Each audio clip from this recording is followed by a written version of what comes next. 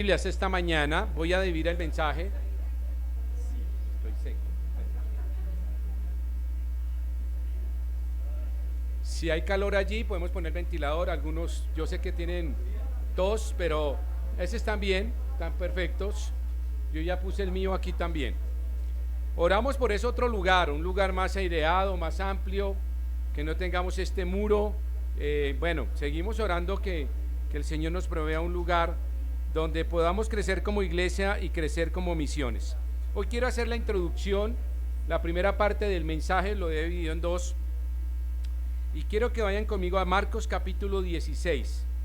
Quiero cerrar en cuanto a Semana Santa. Recuerden que tuvimos bautismos y tuvimos la visita del hermano Didier, que viene desde Israel, y nos contó las maravillas y lo que el Señor está haciendo en sus vidas y las dificultades también, como dicen, los gozosos y los dolorosos en cuanto a la obra misionera, pero el Señor sostiene y guía en eso. Por eso mi ánimo es que la iglesia no seamos apáticos, indiferentes a la obra misionera. Somos poquitos acá, pero podemos hacer grandes cosas en el mundo. ¿Lo sabían? Grandes cosas. No me sorprendería un día de estos que alguien escriba una carta y diga: gracias a sus ofrendas desde tal país yo soy salvo por ustedes. No se sorprendan que un día tengamos una grata sorpresa de esa manera. Y quiero cerrar con el tiempo de resurrección, porque no pude dar mi mensaje de resurrección, porque pues obviamente habían unas prioridades, pero nunca es tarde para hablar del Jesucristo resucitado. Y quiero hablar exactamente acerca de Marcos capítulo 16, versículo 7. Sucede algo muy interesante cuando el Señor resucita, y solo voy a leer ese versículo y luego haremos la introducción.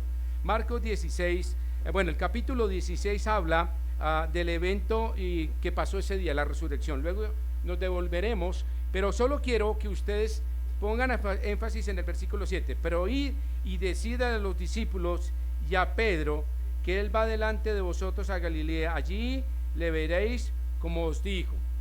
Y me llamó algo la atención en el mensaje. Dígale a los discípulos, bueno, y a Pedro. Solo el Señor usa un nombre específico, y entonces el Señor dice: díganle a Pedro. Y me puse a pensar, ¿y por qué no a Juan? ¿Era su discípulo qué? Hombre, yo al primero que le digo: díganle al que me ama y yo le amo, que le amo y le espero en Galilea. No, no funcionó así. O tal vez de decirle a Tomás: Tomás, que no creías, pero díganle a Tomás. No, nada. ¿Sabes lo que me llamó la atención? Díganle a Pedro. Díganle a Pedro. ¿Por qué tanto afán decirle a Pedro? Porque dice a los discípulos, perdonen la expresión, a los otros, lo digo en forma no despreciativa, sino a los otros y a Pedro. Y a Pedro, díganle a Pedro. ¿Qué afán había? ¿Y quiénes están aquí hablando? Los ángeles. Y los ángeles traen un mensaje. ¿De quién? Del Señor. ¿Quién estaba mandando ese mensaje? El Señor Jesucristo. Díganles a los discípulos y a Pedro. Yo creo que le dijo al Señor, estoy haciendo imaginación espiritual, no se les vaya a olvidar, mis queridos ángeles, que son, los ángeles son ¿qué? Enviados, o son ¿qué? Mensajeros. No se les olvide el recado. Y a Pedro: sí, maestro, sí, señor, no se nos va a olvidar. Y los ángeles, ¿qué hicieron? Díganles a los discípulos y a Pedro. Ahora vamos a hacer un poquito de recuento hacia atrás, pensando por qué llegamos a ese punto, que será la segunda parte del mensaje en el próximo domingo. Y entonces dice: pastor, empezó como al revés. Sí, porque yo quería llamar la atención del mensaje. Digámosle a Pedro. ¿Y por qué a Pedro? ¿Por qué? Y vamos a ir un poquito hacia atrás. Amado Padre, permítenos esta mañana descubrir en tu mensaje qué quieres para mí, qué ánimo hay para mí, qué desafío hay para mí. Señor, tu afán era con Pedro, tu amor era con él. Señor, ¿qué hay para mí en esta mañana? Ruego, Señor, que bendigas tu palabra. Lo pedimos en Cristo Jesús. Amén y amén. Muy bien. Ahora, pensando en esto, ¿quién no ha fracasado en la iglesia? Creo que todos hemos fracasado, ¿cierto? De una u otra manera. Por alguna circunstancia hemos abandonado algún ministerio. ¿No les ha pasado? Y entonces de pronto un día, no, pastor, yo no sigo, fracaso. O tal vez usted diga, no, no vuelva a la iglesia, pastor, fracaso. O tal vez peor, vuelva al mundo, doble fracaso, digo yo, triple fracaso, terrible para nuestras vidas. ¿La vida del creyente puede tener fracasos? Sí, sí. Pero pastor, ¿estamos en Cristo? Sí, claro que sí. ¿Tenemos el poder del Espíritu? Claro que sí. ¿Pero llegará el fracaso a nuestras vidas? Sí. Y en el fracaso podemos encontrar tres respuestas a nuestras vidas. Número uno, ante el fracaso podemos ser ¿qué? Juzgados. Y ese juzgamiento trae crítica y rechazo a nuestras vidas. Entonces muchas veces si alguien fracasa en la iglesia, ¿qué es lo primero que decimos? Pastor, échelo. Tengo pruebas. Ahora no estoy diciendo que no pase. Tal vez tengo pruebas y todo, claro. Pero tenemos que juzgar al que fracasó. Y hablo de fracaso y pecado, no es lo mismo. Diferencia en fracaso a pecado. Pero usted puede fracasar en una decisión, malas decisiones, malas palabras, mala posición, pero no estoy hablando de pecado, sino un fracaso. Ahora vamos a ver algo más. Y entonces en ese fracaso usted puede juzgar a la persona. Se dice que la única milicia en el mundo que coge a sus heridos y los mata es el ejército del Señor. Cuando usted es entrenado en el ejército, una de los principios es que nunca dejará a su compañero atrás. Lo que llamamos el lanza, ¿sí? ¿Conocen? Los que prestaron servicio militar, arriba la mano. Ok, y el resto no saben qué es eso. Ni comer papa y arroz durante una semana, ¿sí o no? ¿Cierto, Ramiro? Y lentejas, ¿no? Ay, hermano, las lentejas son famosas en el ejército. Entonces, el principio es, no puedes dejar a quién, atrás al herido. El compañero herido te lo echas al hombro, lo arrastras, pero nunca dejas atrás a nadie. La iglesia sí. La iglesia tiene acostumbrado, pastores, que fulano. ¿Y qué hacemos? Lo aplastamos, lo juzgamos, lo criticamos y lo rechazamos. ¿Y qué pasa con ese herido? Se muere. La iglesia tiene que saber que ante el fracaso no debe tomar una actitud de juzgamiento. Lo segundo que puede pasar es que alguien fracase y usted simplemente sea indiferente. Es decir, que usted es Poncio Pilatos. ¿Qué hace? Pastor, yo ni fu ni fa, ni juzgo ni ayudo, ni barro ni trapeo. Déjeme tranquilo, pastor. La indiferencia también es muy dañina en la iglesia, porque la Biblia dice claramente: el que sabe hacer lo bueno y no lo hace, ¿le es qué? ¿Lo entiende? Es pecado. Si usted sabe que la iglesia tiene una necesidad de alguna especie y no lo hace, y sabe que tiene que hacer lo bueno y no lo hace, ¿le es qué? Pecado. ¿Le es qué? Pecado. De tal manera que esa es la parte de indiferencia. Por lo tanto, la iglesia no puede ser indiferente ante aquellos que fracasan. Simplemente dejarlo. La indiferencia es esta: el hermano se está desangrando y usted ¿qué hace? Qué pobrecito, ¿no? Qué vaina, ¿no? ¿Ve? Se murió. Indiferencia. ¿Qué debe hacer el hermano? Agacharse, curar sus heridas, esa sangre, esa vena abierta, curarla, parar el sangrado, subirlo a sus hombros y llevarlo a la iglesia y decir: pastor, esta mujer, este joven está herido, está dolido, ha fracasado. ¿Qué hacemos? Pues traigámoslos a los brazos del Señor, que va a restaurar su vida. No hacer nada también es pecado. Pero por último, ¿qué otra actitud puede hacer la iglesia? Y es la que yo espero que tengamos: restaurar. Restaurar. Y la iglesia puede restaurar ¿cómo? Trayendo apoyo a ese hermano, orando por ese hermano, comprendiendo su fracaso, enseñándole a que aprenda de su fracaso. Ahora, mucha atención con lo que voy a decir. No significa que seamos alcahuetes, sino que seamos restauradores. Eso es muy, muy, muy diferente. Si hay un fracaso, y obviamente y voy a decirlo de esta manera, todo fracaso lleva a un pecado, y todo pecado trae un fracaso. ¿Lo entiende? El pecado no se desliga de esas situaciones, ¿de acuerdo? Ok, si usted fracasa, y lo vamos a ver ahorita, pues va a traer un pecado a su vida. Pero si hay pecado, pues hay un doble fracaso. Usted ha fracasado en su vida espiritual. Entonces, lo que tiene que hacer la iglesia restauradora es apoyar, traer comprensión, amor, y que este hermano aprenda y crezca nuevamente. ¿Cuál es el objetivo de la iglesia? Que el que ha fracasado termine nuevamente de pie, fortalecido, animado, disciplinado, para que crezca y madure, y luego impulsado al ministerio nuevamente.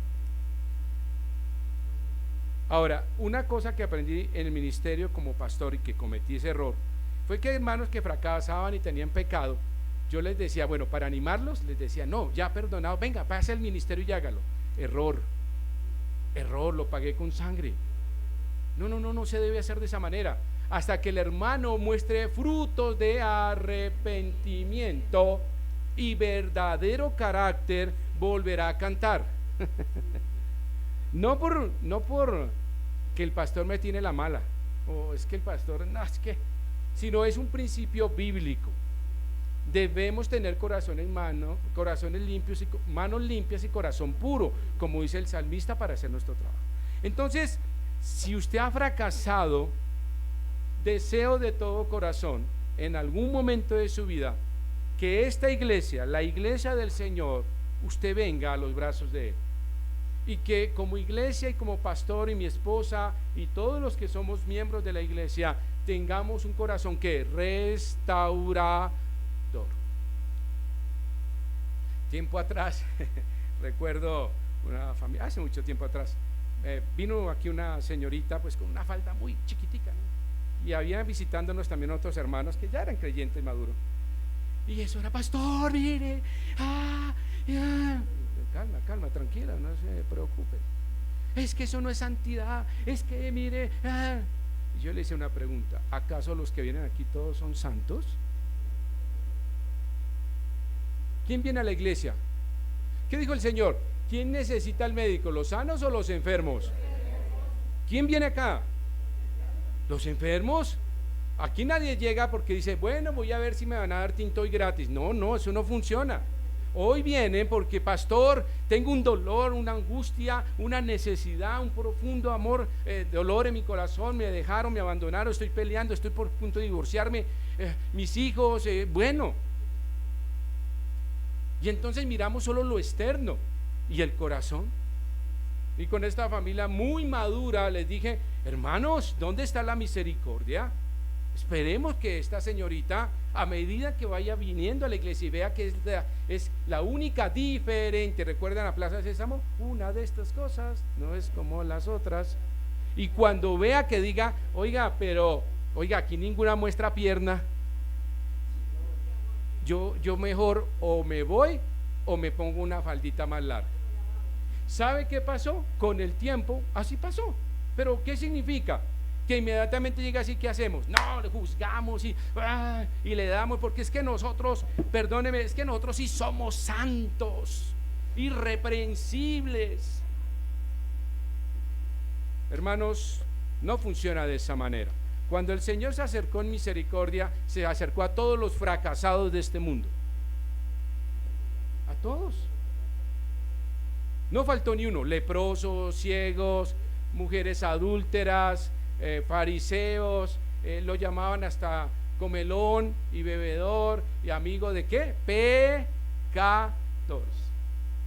Y el Señor que buscaba restaurar. Ahora vamos a ver la vida de un hombre que fracasó. Y vamos a Lucas capítulo 22. Con esta pequeña introducción espero que ustedes hayan entendido que como iglesia tenemos que tener una actitud muy madura en cuanto a ver el fracaso de los demás. ¿Quiénes más fracasan fácilmente en la iglesia? Bueno, los que más, perdóneme lo diga, los jóvenes, porque son más inexpertos, más atraídos por el mundo. más débiles en carácter y en experiencia de la vida y de la vida espiritual. Y entonces cuando un joven de nosotros cae en pecado, eso se me alborota el avispero acá. Pastor, calma, calma. ¿Qué necesita ese muchacho? Amor. Acérquese a él y diga te amo. Ay, pero no, yo la embarré, yo no soy. Ven.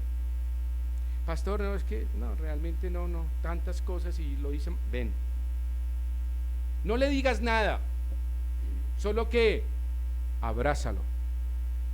No le digas absolutamente nada, porque muy seguramente lo que le digas va a dañar las cosas. Simplemente muéstrale el amor de Cristo y abrázalo. Y dile te amo. Pero usted no sabe, no me digas, no necesito saber eso. Solo quiero decirte que te amo en el amor de Cristo. Dice la Escritura que el mucho conocimiento. Yo sé Biblia, sé griego y latín y hebreo y hasta paisa, sé de todo. Pero ¿qué dice la Biblia? Pero el amor edifica. Puedes tener mucho acá, pero puedes tener nada acá. Hablar de la Biblia sin corazón, hermanos, no sirve. No sirve. Predicar sin corazón no sirve. Yo les puedo traer aquí un discurso en hebreo y griego y pastor me descrestó y salgo yo y hoy voy a mi casa y no los invito a almorzar. Le digo, cada uno mira a ver qué hace. Papá, necesito tal cosa. Miren, no, a mí no me busquen. Y mi esposa me habla y no me hable. Y prediqué ¿qué? En griego. Pero es el amor el que edifica. Ahora vamos a Lucas capítulo 22 versículo 31 a 34 y dice lo siguiente. Esa primera parte me emocioné mucho en la introducción, pero bueno. Lucas 22 versículo 31. Dijo también el Señor: Simón, Simón, he aquí Satanás os ha pedido ¿para qué? Como a trigo. Entonces aquí vemos una escena bastante compleja, ¿cierto? Satanás habla ante Dios y dice: necesito a Pedro. Y el Señor recibe el mensaje y le dice: bueno, dile a Pedro que Satanás lo ha pedido para zarandearlo como a trigo. ¿Usted sabe cómo zarandear un trigo? ¿Lo ha hecho alguna vez? Bueno, yo he tenido el placer, ¿no? Primero recogerlo y luego ¿qué? Zarandearlo. Y dice que lo pidió. Recuerden la escena de Job. ¿Quién fue y habló delante de Dios? Satanás dice: ¿sabes qué? Necesito que me des a Job, porque necesito probarlo para demostrarte que su amor no está en ti, sino en lo que le rodea y en las circunstancias y en su salud. ¡Wow! Y el Señor, ¿qué dijo? Bueno, eso se llama voluntad permisiva de Dios. No es que Dios le tenía la mala a Job, pero en este caso con Pedro, el Señor dice: ya está resuelto. No te estamos pidiendo permiso. Ya está resuelto, Pedro. ¿Qué le está diciendo el Señor con esto? Prepárate. Satanás ha pedido a Sarán. ¿Qué le está diciendo el Señor? Cuando uno le advierte, recuerda: soldado advertido no muere en guerra. Y esa expresión dice: te ha pedido, porque en la conversación está hablando el Señor y Pedro. ¿Sí se dan cuenta? Es una conversación entre ellos dos. Y le dice: te ha pedido para como a trigo. Entonces, Pedro, prepárate.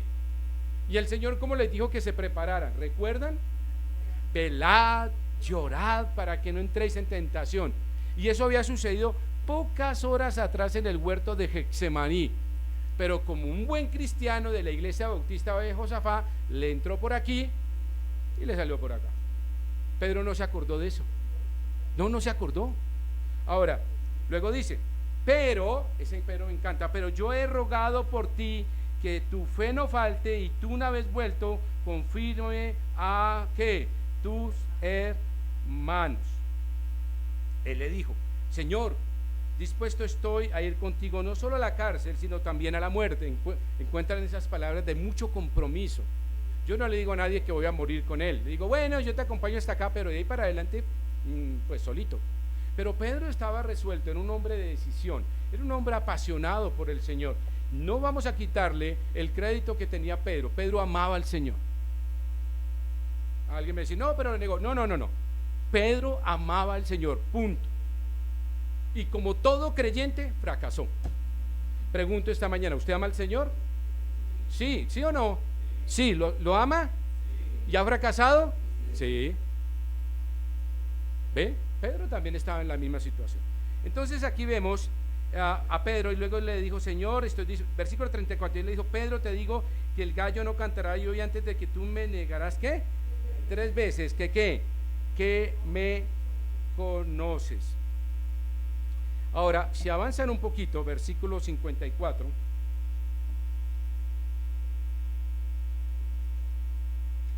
en Lucas 22, 54, dice así: y prendiéndole le llevaron y condujeron a la casa del sumo sacerdote, y Pedro le seguía ¿de qué? Bueno, muy interesante ahí. ¿Por qué Pedro le seguía de lejos? Si ustedes van al libro de Marcos, capítulo 14, versículo 50, ya lo tengo. Dice que todos huyeron. Entonces aquí hay un mérito. Pedro no huyó, pero se quedó, ¿sí me entienden? Pero de lejos, pero se quedó. Ahí estaba el hombre, firme, ahí estaba. Y habiendo ellos encendido fuego en medio del patio, se sentaron alrededor, y Pedro se sentó también entre ellos. Pero una criada, al verle sentado al fuego, se fijó en él y le dijo, también estaba ¿qué? Con él.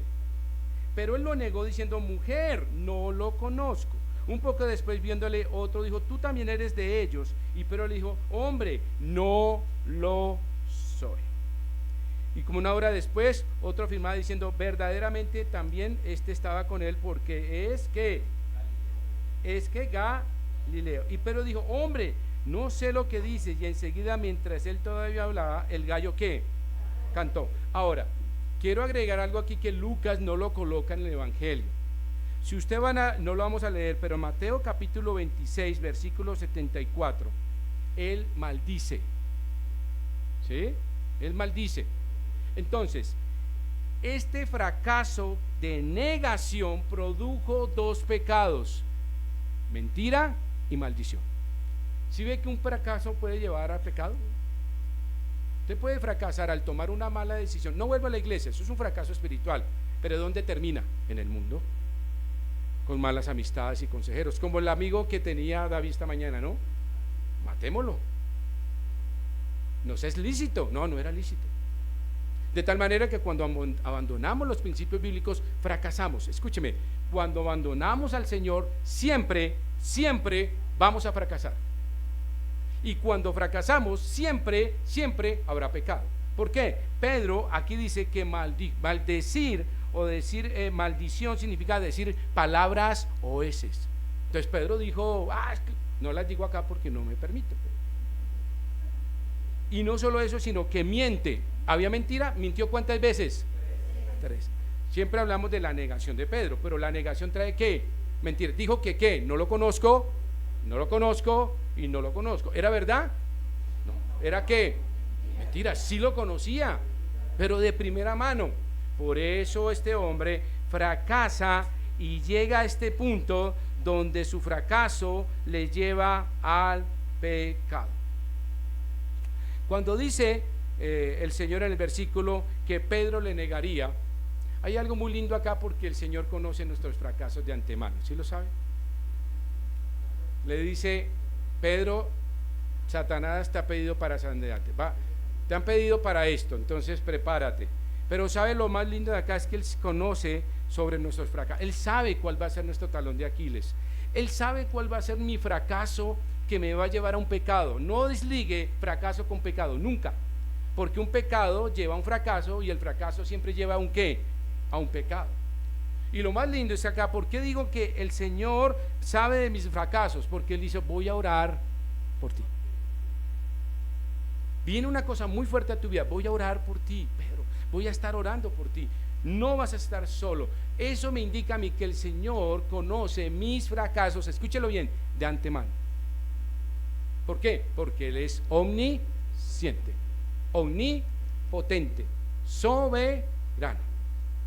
Pero el Señor conoce mis fracasos no para ponerme el pie encima, no para decirme, me negaste, no me sirve, sino para qué. ¿Sabe para qué el Señor conoce mis fracasos?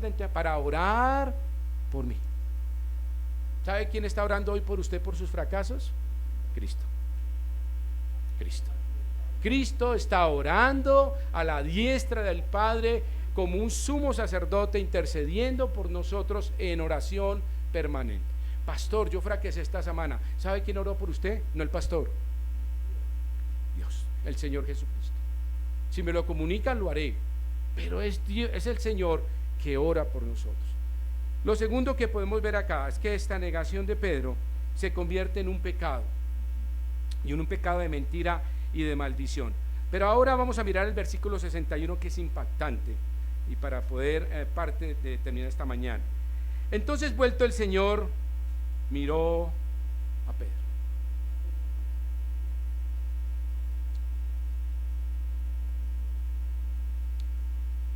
¡Fua! Y uno se pregunta, ¿cómo fue esa mirada? ¡Ja! Había tanta gente haciendo alboroto. El Señor estaba siendo golpeado. Hasta esa altura del partido ya estaba en el patio. Estaba siendo maltratado, acusado, y hizo un alto en el camino. Y ese alto del camino lo hizo por Pedro. Y mira a Pedro, y dice el versículo: vuelto el Señor, no Pedro, sino ¿quién? El Señor se giró y sabía dónde estaba Pedro. Interesante, ¿no? Porque lo veía, ¿se acuerda que lo estaba mirando de qué? De lejos. Entonces el Señor, ¿cómo sabía dónde estaba? ¿Cómo tenía el radar perfecto? Porque el Señor es Dios. ¿Y lo sabía? Claro. ¿Y sabía de su fracaso? Sí. ¿Y sabía que había cantado el gallo? Sí. ¿Y que Pedro había sido zarandeado? Sí. ¿Y que su fe había fallado? Sí. ¿Y que estaba fracasado? Sí. ¿Y que había pecado? Sí. Pero el Señor, ¿qué hace? Lo mira.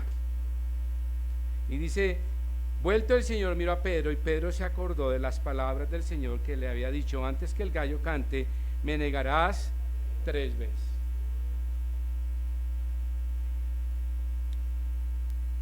Dice los estudiosos de la Biblia que el verbo que se usa, mirar, es una mirada fija y resuelta.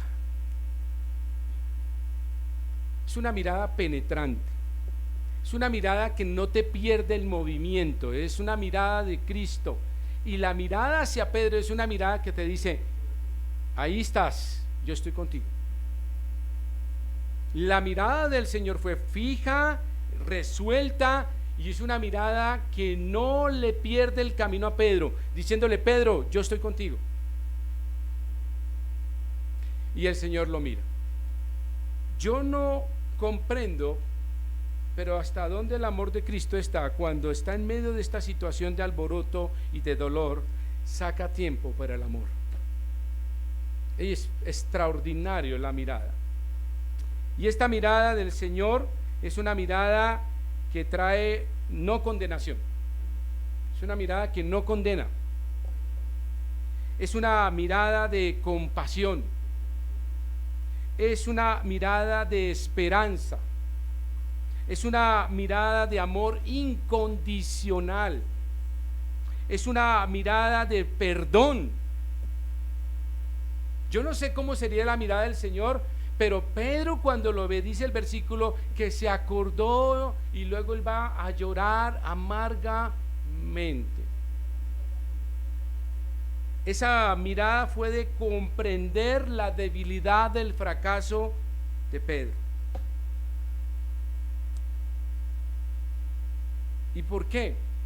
Porque entre el Señor Jesucristo y Pedro hay una conexión maravillosa espiritual.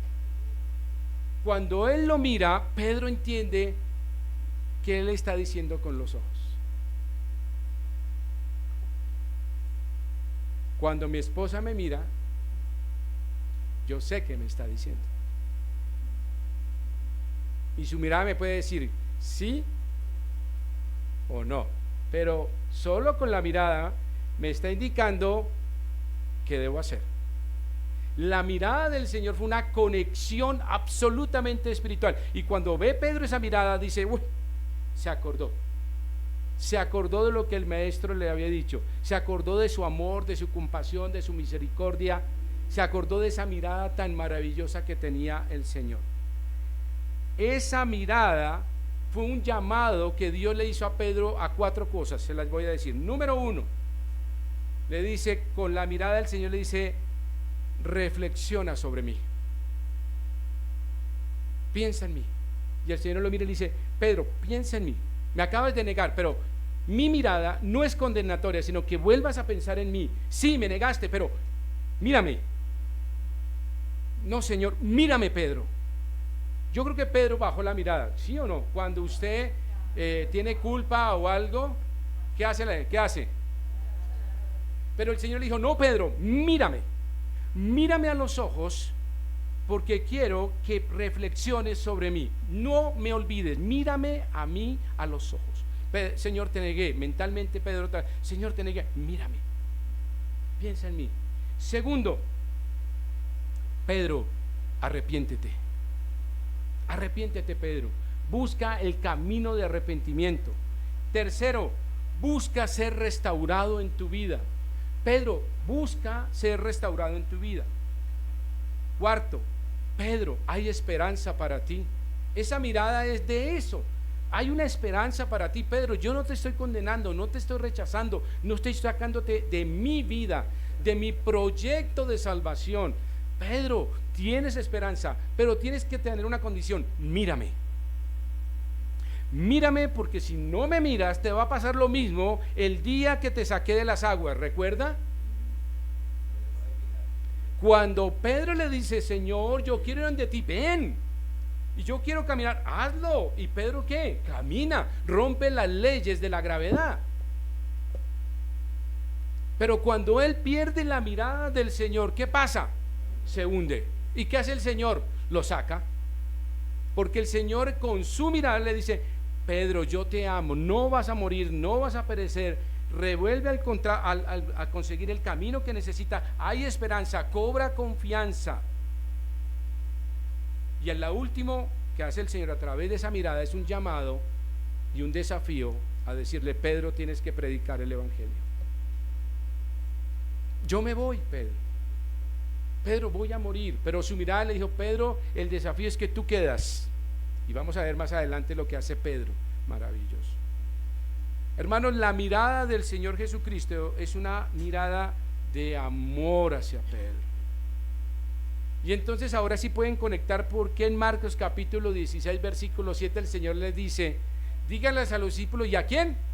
A Pedro, porque mi último contacto fue con él, ¿qué? Una mirada. Y quiero que él tenga claro que mi mirada fue de absolutamente ¿qué? Amor, misericordia, que lo perdonó, que hay una esperanza, que hay una oportunidad, que el fracaso en la vida cristiana no significa que yo cierre la puerta y bote la llave. El fracaso es la gran oportunidad para que Cristo te mire y mire tus ojos y mire tu corazón y tú digas, Señor, ¿qué quieres que yo haga? Pedro había fracasado terriblemente y todos lo señalamos, negó al Señor. Y Judas, lo más cosas que nos acordamos es, Pedro negó y Judas traicionó. Pero cuando vemos la mirada del Señor, el Señor está diciendo, Pedro, me amas, y me amas, y me amas, y yo te amo.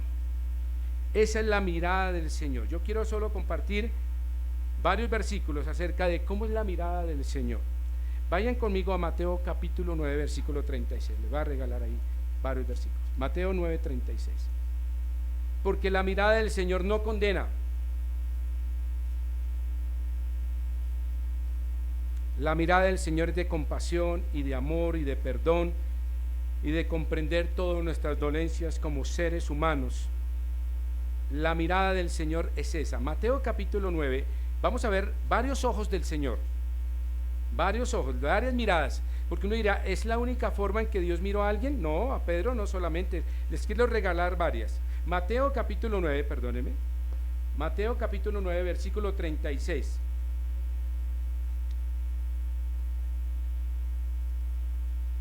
Me perdí. Y al ver qué, entonces, mirada del Señor. ¿Cómo? ¿El Señor qué? Vio las multitudes. ¿Y qué dijo? Qué de malas. Pobrecitos. Les tocó el mal tiempo. No. ¿Qué dice? Y al ver las multitudes, ¿tuvo qué? Esa es la mirada del Señor hoy. Con nuestras familias que están perdidas. ¿Cómo son sus ojos? Compasión. ¿Cómo fueron los ojos hacia Pedro? Compasión. Veamos otra mirada del Señor. Lucas 19:5. Lucas 19:5. Lucas 19:5. Dice así. Y cuando Jesús llegó a aquel lugar, mirando hacia qué, hacia qué, arriba, ¿qué hace el Señor? Le vio. ¿Y qué le dijo a Zaqueo? Perdiste el tiempo, hermano. Yo, para las personas que están por ahí ricas y perdidas y la cosa, yo voy por este camino. Si no estás al lado izquierdo y derecho, no te voy a atender. ¿Qué hizo el Señor? Le vio. Esa es la mirada del Señor. Y es una mirada de, cuando ve a Zaqueo, es una mirada de amor y ternura. ¿Sí? Mire las palabras que le dice. Y le dijo, Zaqueo. ¿Cómo sabía que se llamaba Zaqueo? Pedro, sópleme, el que está arriba allá, el chiquitín ese que, ¿cómo se llama? No, el Señor sabía que era un pecador que necesitaba de su mirada de amor. Y dice, Zaqueo, date prisa, desciende, porque hoy es necesario que pose yo en tu casa. No hay palabras más amorosas y tiernas en el mundo que le diga al Señor hoy, quiero ir a tu casa a almorzar, ¿me invitas? Hoy, Señor, no solo te invito, quédate. Esas son las miradas del Señor. No solo una mirada de compasión con las multitudes, sino una mirada de amor hacia el pecador individual. Hoy el Señor nos mira como Zaqueo y nos llama con nuestro nombre. La Biblia dice que Él nos conoce por nuestro nombre, que conoce todos nuestros cabellos. Bueno, hay más o menos, pero ahí va. Conoce todos nuestros cabellos. Ahora, Marcos capítulo 2, versículo 5, otra mirada del Señor. Porque alguien me dirá, bueno, la única mirada fue con Pedro. No, las miradas del Señor en Marcos capítulo 2 fueron maravillosas, fueron salvadoras, fueron de amor, de misericordia, de esperanza, de perdón, de comprender el dolor de la humanidad. Por eso, cuando Pedro ve la mirada del Señor, él se transforma, entra en una consternación absoluta, entra en una emoción y en un encuentro de dolor en su corazón, diciendo, se acordó del amor de Cristo, de su Maestro, de sus miradas, porque Pedro fue testigo de estas miradas. Pedro estuvo ahí en cada una de ellas. Mira lo que dice Marcos capítulo 2, versículo 5. Y al ver, ¿qué? La mirada de Jesús. Y al ver Jesús la fe de ellos, dijo al paralítico, hijo, tus pecados te son perdonados. ¿Sabe qué? Eso es una mirada de perdón. Vio, Señor, vio en los ojos el carácter de estos hombres y en este hombre y en su corazón cuando cura este paralítico, y el Señor ve cómo le amamos, cómo realmente nuestro corazón se constriñe ante su amor y les digo, Señor, sálvame, te necesito, y el Señor ve con ese amor y ese ojos de perdón y le dice finalmente, hijo, tus pecados te son ¿qué? Perdonados. Y por último, Juan, que es maravilloso, ustedes conocen esa historia, en Juan capítulo 8, y quiero terminar acá, el próximo domingo tendremos más, espero que vengan, pero en Juan capítulo 8 viene algo bien interesante, que son los ojos del Señor de mayor ternura que puede haber. de mayor compasión, porque son ojos que no condenan. Son los ojos que no condenan. Soy pecador, pero Dios te ama. He fracasado, pastor, pero Dios te ama y quiere restaurarte. Pastor, pero he sido infiel al Señor y lo he negado con mis amigos en la universidad, en el trabajo. Y a veces pongo una cosita en mi escritorio y dice: ¿tú eres cristiano? Ah, no, no sé quién dejó esto acá, venga, lo guardamos.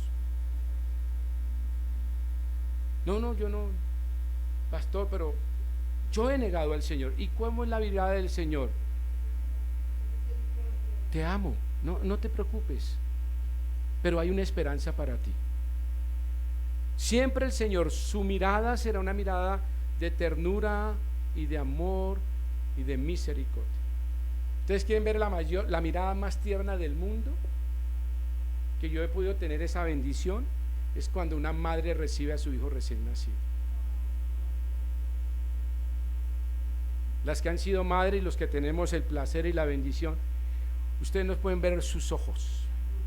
Los papás que no pueden entrar al parto, lo siento, pero ese primer contacto, no hay dolor, no hay sudor, no hay angustia, no hay ayuno, no hay nada, solamente una mirada de amor. Y es una mirada que lo dice absolutamente todo y dice: hijo, hija, te amo. Y le abraza contra su pecho, y todo lo que ha pasado se ha olvidado por una sola mirada. ¿Y los bebés qué hacen? Devuelven la mirada, reconocen al ser que le dio la vida y hacen esa mirada maravillosa. Yo creo que las que han sido madres nunca olvidarán la mirada, la primera mirada de su hijo, ¿cierto? De sus hijos. Y cada mirada es diferente. Las que tienen 10 hijos acá, cada mirada es diferente. Y la reconocen. Pero mire lo que termina acá, que quiero terminar con esto tan lindo. Juan capítulo 8, me pasé. La historia es muy corta acá, pero voy a decirlo. La mujer adúltera, ¿recuerdan? Y traen a esta mujer y la ponen aquí. Aquí se quebrantan todas las principios bíblicos, en el sentido de que traen solo a la mujer y no al hombre.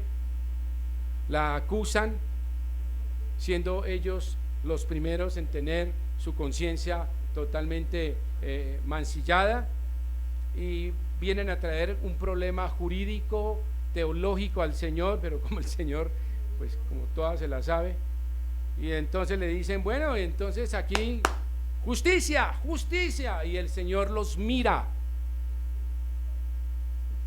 y esa mirada es de juicio. El que esté libre de pecado, tire la primera piedra.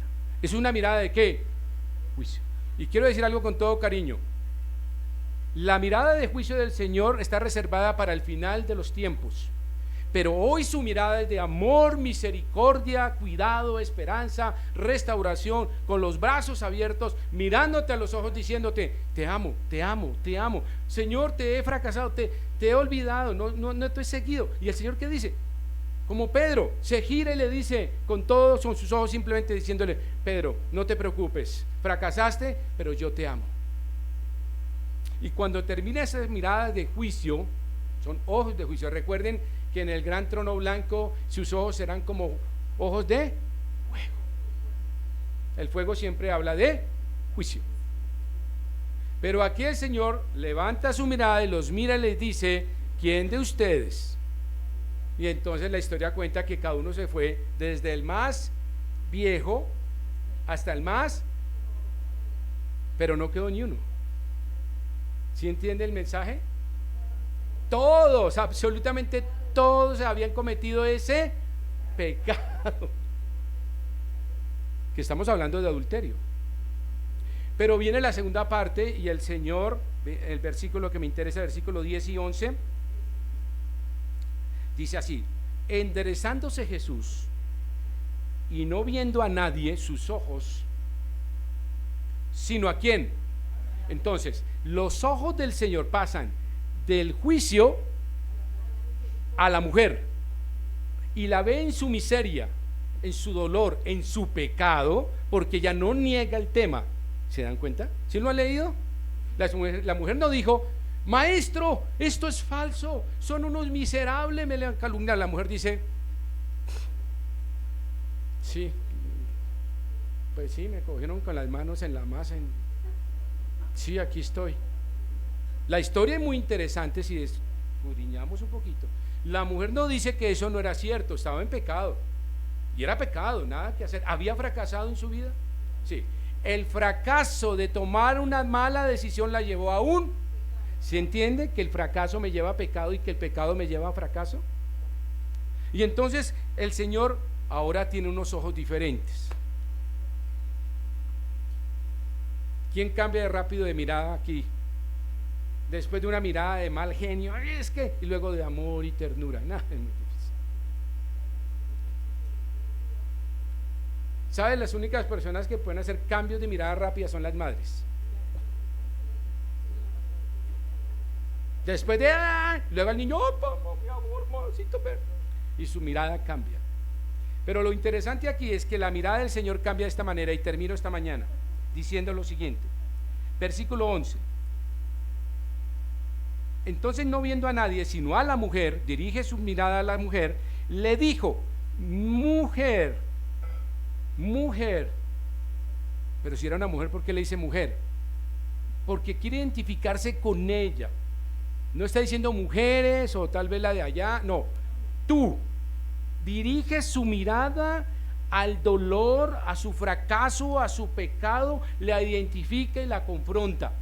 Porque aquí no vemos que el Señor alcahuetea, no es simplemente diciendo, mis ojos de compasión. Mujer, le está diciendo, sabes lo que acaba de pasar, ¿cierto? Sabes de lo que acabas de hacer. ¿Y cuál es la respuesta? Entonces, mujer, ¿dónde están los que te acusan? ¿Ninguno te condenó? Y ella dijo, ninguno, Señor. Entonces Jesús dijo, ya mirándole a los ojos, ni yo te condeno, vete y no peques más. Aquí vemos los ojos de la no condenación, de amor y misericordia del Señor.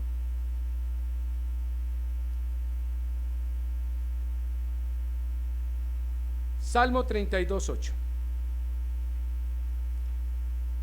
Alguien que entendía claramente que los ojos de Dios están sobre sus hijos es el salmista. Y no quiero que se vaya esta mañana sin pensar, sin entender que así como Pedro fracasó y su vida puede tener un fracaso, hoy es la oportunidad de ver a Cristo a los ojos. No le huya, no baje la cabeza. Tal vez sienta pecado, pero el Señor le dijo, mujer, mírame, vete, pero no peques más. El Señor le miró a los ojos en medio de un pecado, pero extendió su amor y su misericordia. Miren lo que dice el salmista, que me encanta, en el Salmo 32:8, dice algo maravilloso, que quiero que lo llevemos hoy en la mañana para cerrar y orar. 32:8 dice, te haré entender y te enseñaré el camino en que debes andar, y sobre qué fijaré qué mis ojos. La mirada de Cristo sigue siendo una realidad para nosotros.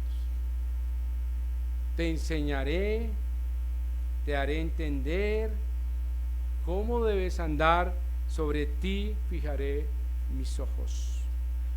Dios nos ama, nos cuida, y sus ojos cada día están sobre nuestras vidas.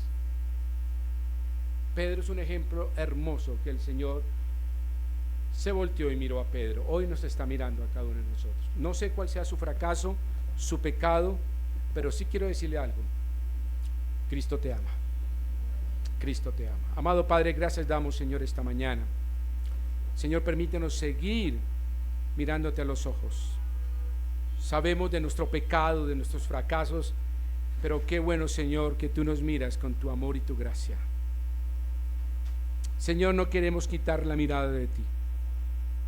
Queremos, Señor, seguir siendo vistos por ti cada día. Que tu mirada me llame a la reflexión, al arrepentimiento, al perdón. Gracias porque me has amado de una manera tan maravillosa. y aún más, casi llegando a la cruz, tu amor nunca, nunca desfalleció.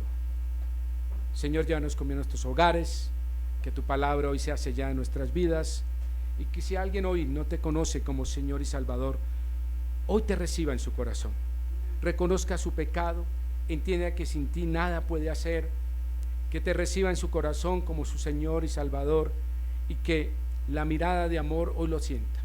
Tal vez su caminar es porque le ha mirado en su casa con odio, en su trabajo con menosprecio, la sociedad lo ha visto con apartándolo de cualquier oportunidad, y que cada persona que lo mira simplemente lo mira con dolor y menosprecio. Pero hoy, Señor, pueda entender esta persona que tú nos miras con un amor indescriptible, indecible y eterno.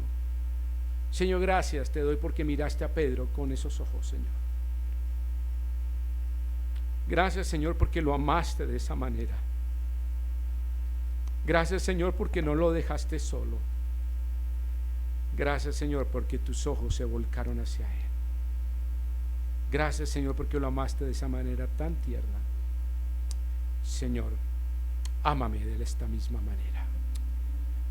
Gracias, Señor, en Cristo Jesús. Amén y amén.